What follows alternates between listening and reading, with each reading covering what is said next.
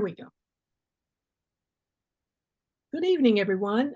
Thank you for coming out tonight. We are the League of Women Voters of Florida Clean Energy Action Team. And tonight we're going to be hearing all about EVs in Florida. We have two speakers tonight. We're lucky to have each of them.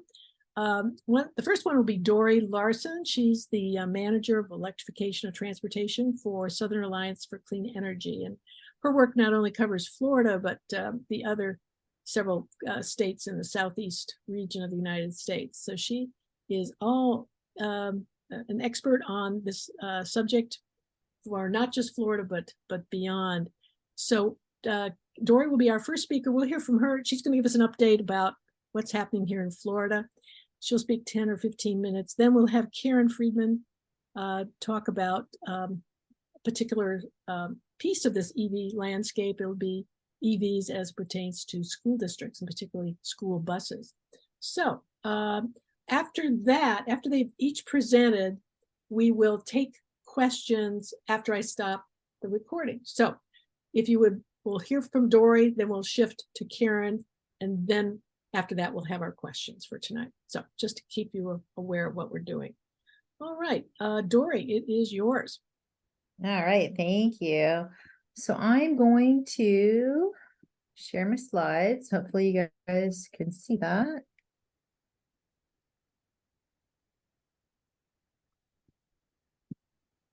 Are you guys seeing my slides? No. No? Okay, let's try a new share. Let's try again. Okay, yes. Can you see that? Yes. Put it in slideshow mode. It's thinking. Okay. Can you guys see my slides now? Okay, very good. So just a quick reminder, if you're not familiar with us, but I think everybody on the call is, Southern Alliance for Clean Energy is a regional nonprofit. We advocate for responsible and equitable production of energy and consumption of energy. So my little piece of the puzzle is the electric transportation work that we do. And so I'm going to kind of start off with a fun new tool that I thought everybody might be interested in looking at. So this is from the Department of Energy, their Department of Energy Fuel Economy. And what it does is looks at, you can put in your zip code and then you put in your model and a vehicle, and it will show you not just the greenhouse gas emissions that are reduced obviously from the tailpipe, but also all of the upstream emissions, and that includes battery production. So it used to not include that, and there was also always that caveat from detractors. Well, what about the batteries? You know, so this tool does include that, and it's pretty, visual message of how much fewer emissions electric transportation emits. So I'll share the slides with Mary, and then you guys can have the links to them directly. So just briefly, the agenda, I'm going to go through a quick overview of where we are, national and state landscape, and then some opportunities for local governments, and then ways that we can advocate together. So this is from Atlas EV Hub. You can see the US sales are on that upward trend, which is great. 10% market share, meaning that all of the new light duty vehicle sales happening in the country, 10% of those are electric, which is really a great milestone. We're getting close to that in the Southeast. So right now there are 77 models currently available, 48 new models coming. So lots, on the way. You can see Florida has more than average in terms of models available to us. The average range on new EV is 291 miles in the United States, which is higher than globally because, Americans want more, more, more. But at any rate, the Southern Alliance for Clean Energy does an annual EV report where we capture data year over year to show trends and 6 of the indicators that we look at are employment, investment of EV manufacturing. We look at sales data, charging deployment across the region, utility investment, and public funding, public spending for electric vehicles. So that includes also like transit buses and school buses in that public funding. So our latest report came out in September, where we captured data through Q2 of 2023. And you can see there are, lots of growth happening. Southeast is a hub for EV manufacturing, as you all may know. And we're, just continuing to see that upward trend of investment and job growth.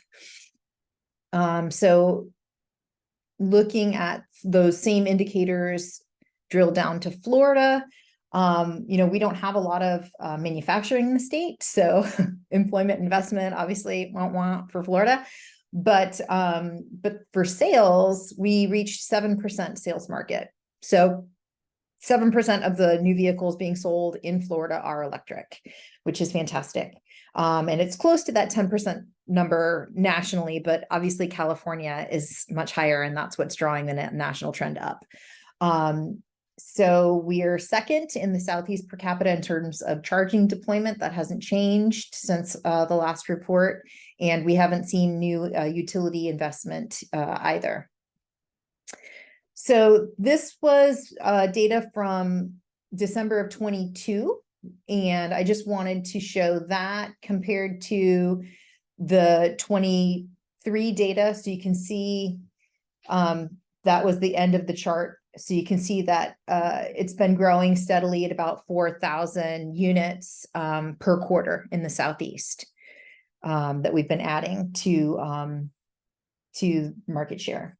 And then looking at that data, again, comparing December of 22 data for Florida, you can see that we were under 7%. We'd sold 21,000 EVs in Q4 last year, and then comparing it to this year, there was a little dip in Q1, and then Q2 we're on that upward trend, and that's where you get the 7% market share for Q2. So this is looking at the nation trend. That's the black dotted line, and you can see that Florida actually is third in the Southeast. Georgia and North Carolina have caught up in terms of market share, but obviously the cumulative sales in Florida is still much higher because we're selling a lot more cars in Florida than in North Carolina or Georgia. But kind of interesting that they are catching up in terms of new market sales. And then this is a graph depicting public fast chargers per capita in June of 2023. So you can see Florida is pretty close to the national average. And more chargers obviously are going to be coming with the NEVI funding that we're still waiting on. So looking at federal opportunities, I think I've shared this before, but this is the National Electric Vehicle Infrastructure State Allocation. So this is formula funding for the Corridor program.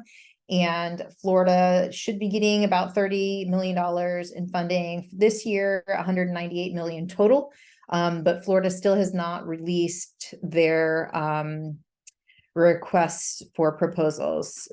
So we're still waiting for that to happen. Other opportunities, the EPA Clean School Bus Program. So last year they had the first round of funding that was almost $1 billion that went out the door with the rebate program. In the region, South Carolina and Georgia were the big winners.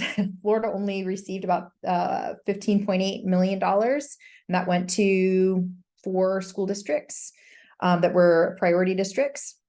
They since have had a round of grant funding, and a lot of the districts in the state applied for that grant program. It allowed for more buses to be procured at once with the grant program, and it wasn't focused on those priority districts, school districts.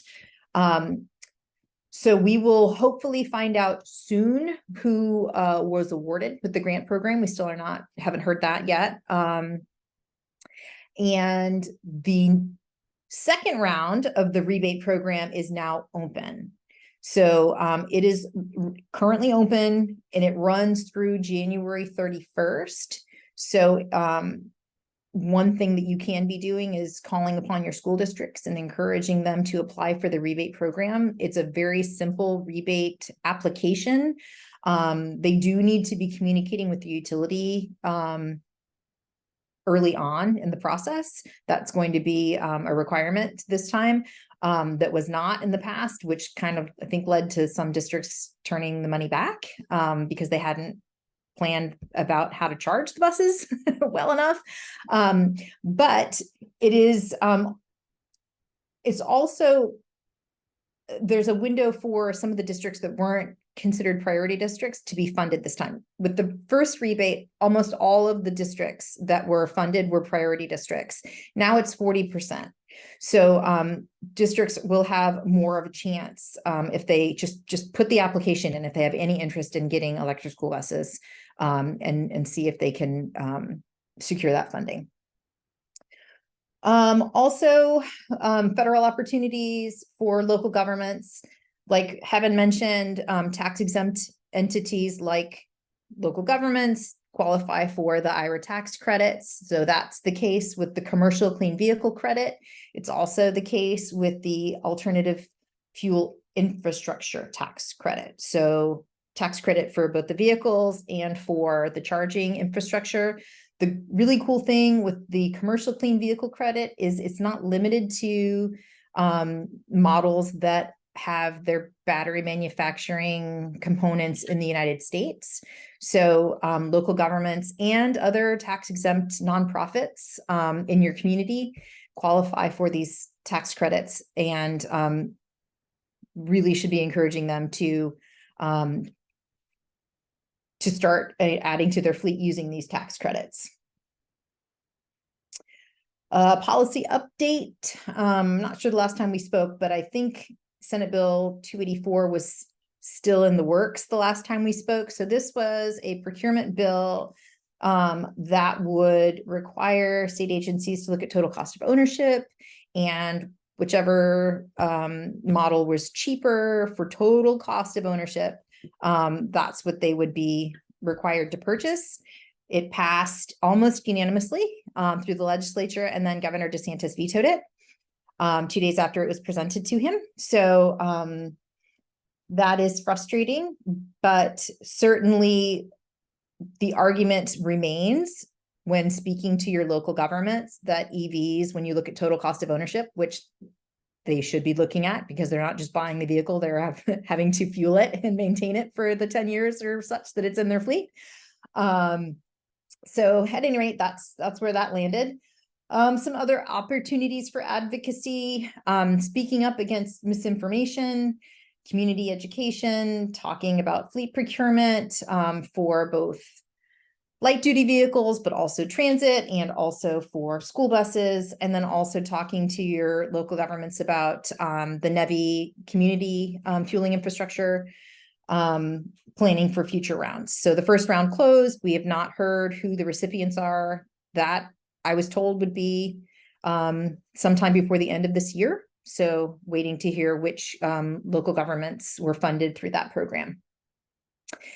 Also, I just wanted to make you guys aware, the Electrify the South Collaborative is an ongoing effort that the Southern Alliance for Clean Energy is partnered with the Southeast Sustainability Directors Network for local governments to come together, to work together, to learn more about funding opportunities for transportation electrification that are in both the bill and IRA.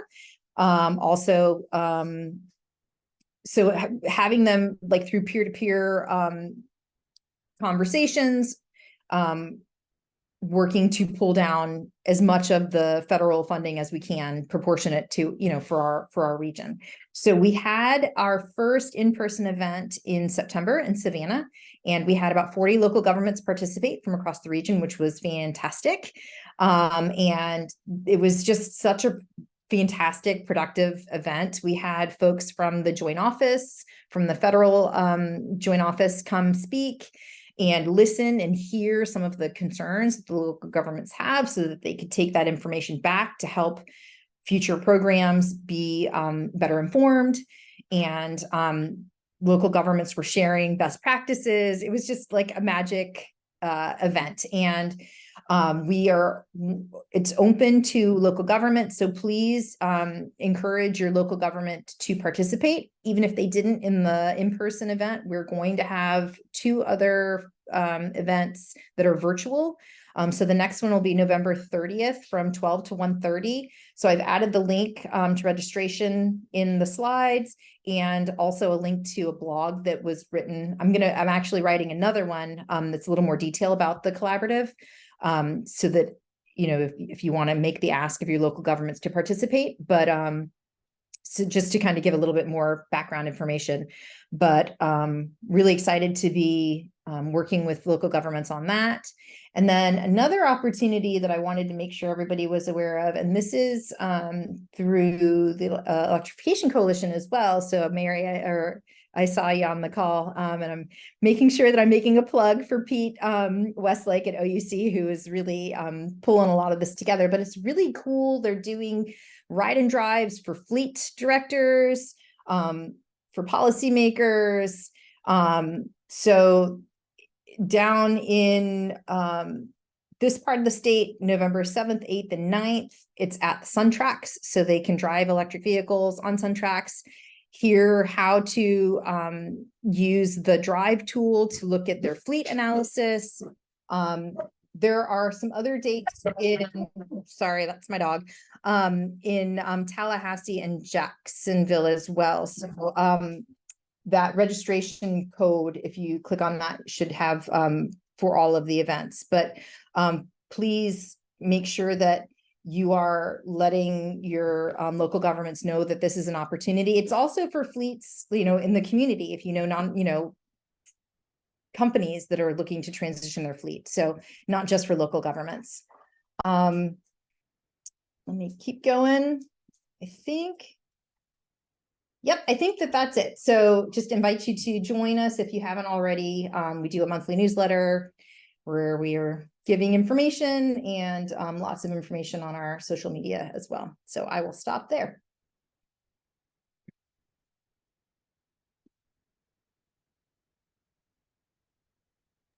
Yay, Auburndale, that's my neck of the woods. So I am going to that. Okay, so let's see. I guess I'm supposed to screen share now? I guess so.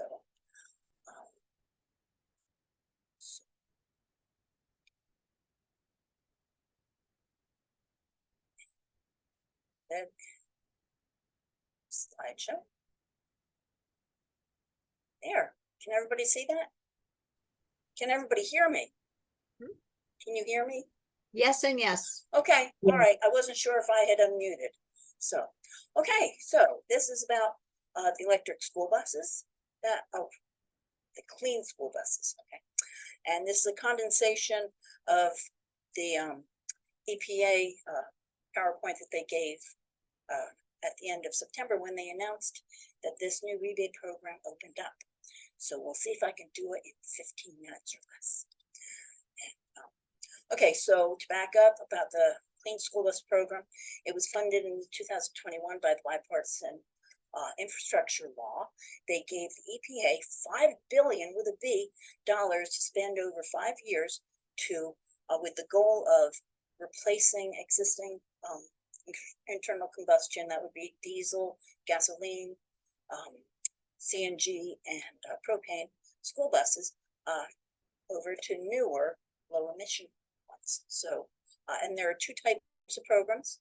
There's the grant program, which Dory mentioned, just ended, and there's also rebate programs, which we had one last year. So, anyway, and there are 3 types of school buses that are eligible for purchase through this program. We have electric school buses, and here is Maxine, who's not here today, Maxine Connors, but she's riding, she's was at a demonstration for Bluebird electric buses, and I love the little Bluebird sign there with the plug. And so we have zero emission electric buses, CNG, which is compressed natural gas, or propane buses. Those are the three kinds that are eligible for replacement. I mean, to buy, to replace the old ones. And of course, to get the new ones, you have to discard, you have to get rid of older buses. So why clean school buses? Well, to reduce greenhouse gases. That's kind of obvious. Okay, there's low or no tailpipe emissions, or at least less than diesel buses. And cleaner air means healthier air, and that means healthier kids, no missed school, and lower healthcare costs. So the cost savings by replacing a diesel bus, you're going to save in maintenance and in fuel, so that makes sense. And something that's gaining popularity right now is vehicle to grid, using automobiles and EVs and electric school buses to actually use the batteries to power other things, to power back on the grid. And in fact, in the state of Virginia, Dominion purchased 50 buses for their local school system so that they could do that during the non-school times, summertime, when there's a lot of demand for electricity. They're using the school buses to store energy. So it's something to think about with resilience during storms. It's a portable, battery that can drive to different neighborhoods, and improved student attendance and achievement. Think about it. There's going to be less childhood asthma, so less sick days, and these buses are quieter. The CNG and propane even are quieter. So the kids aren't going to have to shout so much on the way to school, and they're going to get off the bus already calm and ready to learn. So it's been documented. Wait a second. Sorry about that. Okay, so we learned about why we should have clean school buses, but I'm going to make a plug for electric ones because they have absolutely no tailpipe emissions. So it's even healthier air. Okay. The range is pretty good. It's up to 150 miles, and that will keep improving, just like with regular EVs. And actually the average route is only 35 miles. So there's no excuse. And it's cheaper to fuel. You can see the prices there, 17 cents per mile for electricity. That's an average nationally. We're a little bit lower, aren't we, here in Florida? As opposed to 47, I think it's up to 49 cents per mile for diesel fuel. So you're saving every day. That adds up. Multiply it by the number of buses you have, and the number of miles they drive, and the number of days of school. And then also you have fewer moving parts. You don't have any oil changes, so you have a lot less maintenance, so you're saving in maintenance costs as well. So it's kind of a win-win. Anyway, so as I said before, in order to get one of these new buses with the rebate program, you have to get rid of an older bus, okay, or an existing bus. So this grid shows us that typically fleet vehicles are replaced every 10 to 12 years. Okay, so it's saying that if you have a 2010 or older diesel bus, you can replace it with any of these. You can get a new propane or compressed natural gas or battery. But some school systems aren't going to have that many older buses. So they can get rid of a newer bus, one that's 2011 or newer, whether it's gasoline or propane or natural gas. But if they choose to get rid of one of these newer buses, they can only replace it with a battery electric one. Okay, so you can't trade in a gasoline bus and get a propane one. Can't be done. Now, with these older diesel buses, you have to show proof that you have scrapped that bus. Usually that involves taking a picture of a hole drilled through the engine block. But with these newer buses, you don't actually have to scrap them. You can sell them or donate them to another school system. So, so any questions about that? Okay. Now, so as I said, there's two different kinds of programs. There's rebates and there's grants. Okay. So what has just opened up is another rebate program. We had one last year, and we also just finished up a grant program. It was our first grant program here in Florida. We're going to start another one in the spring of 2024. But there's a little bit difference between the two. The application process for a rebate program is much simpler. For a grant, you need somebody who knows how to write grants. Okay, it's a longer process, and the way that the selection process is different as well. With the grants, they go through a point system and give you so many points for each thing that you get good, get right. With the rebates, it's a random lottery. Okay, they put all the applications that they approve that are okay. They put them in two different piles. Those school districts that are high priority school districts, and then the non-priority school districts, which we're going to go into that in a little bit. So, so it's just a random lottery, which is kind of fair. It doesn't matter. It's not first come, first serve. Whether you submit the application tomorrow or on, the January 30th, you still have an even way of being selected. And as Dory said, this time the priority pool is only going to be 40% of the ones chosen. But let's see, number of replacement buses. This is one of the main reasons I think that the rebates are good for especially smaller school systems or ones that are just getting their feet wet with electric buses is it's a limit of 25. You can order any 1 to 25 buses. The grant system, you have to order more than 25 buses. Well, that's a lot of buses to retire in 1 year for a school system to turn over. So anyway, so the rebate system is what we're having now. And here's the awards from last year. Okay, as Dory said, the EPA started out, they were going to give $500 million worth of grants, of rebates. They got such a great response that they ended up giving away almost $1 billion. And that's because they got $4 billion of applications that people wanted for 12,000 buses. And as Dory said, yeah, more than 90% were for electric buses. And because you'll see in a minute, the grid shows you get more money for those. And they are mainly priority districts, which now is going to be limited a little bit. So anyway, so it was a very successful program. I'm going to be successful again.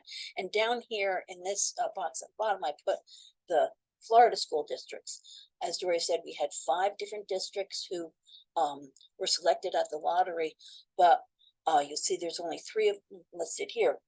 And quite likely the 2 that dropped out was because they didn't coordinate with their utility or for another logistical reason like that. But very important thing at the bottom here, you have the waiting list, okay? And I put in the link in the chat for you to go to the waiting list because there were 23 districts who were on the waiting list for this.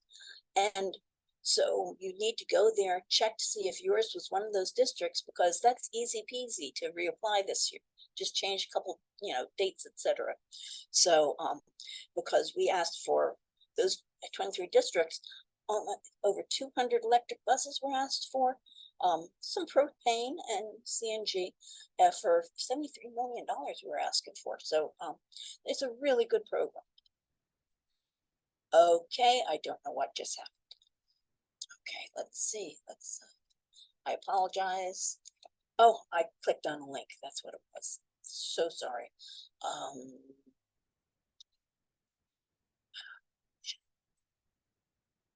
I need to get back to full screen.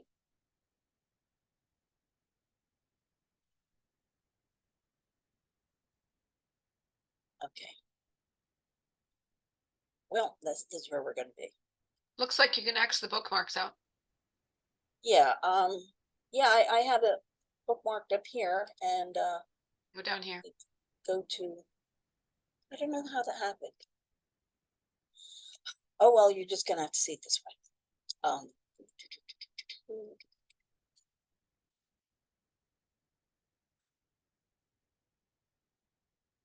So we've done this slide, right?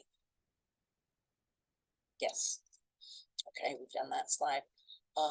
Applications and awards. Okay. So just to reiterate, this is the rebate program that's open now, and it's the quickest. It has lower minimum number of buses that you need to order, or lower maximum number of buses, and it's a straightforward way to do it. The priority that we were talking about before, see if you're a priority district, it's 20% or more students living in poverty, or you're a very rural one district, because that's going to have longer routes, or a tribal district.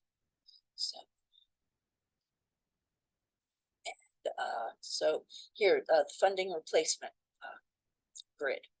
Okay, you'll see here, this is divided into, these are the priority districts and the non-priority districts. So, and then we have the electric buses, CNG, and propane. You'll notice that this is award to get the most. If you buy a class 7 bus, the bus classes are for the size of the vehicle. Okay? 3 through 6 are like light duty, medium duty vehicles. 1, 2, and 2 are light duty, like your cars and pickup trucks. So here you have the larger buses, smaller buses. The priority districts can get $345,000 per bus, and that includes charging infrastructure for an electric bus. And of course, it goes less and less because the CNG and propane buses don't cost quite as much to purchase. So that's why you get a lesser amount. Karen, Karen, you have so much wonderful information, and I hate to interrupt you, but Dory's going to have to leave by 6. And okay. So I'm going to say, could we have your slides and get them so we can distribute them? Would that be possible? Sure thing. Sure thing. And I know they can always reach out to you for more information. I am going to end the recording, and we'll start our Q&A here in just a minute.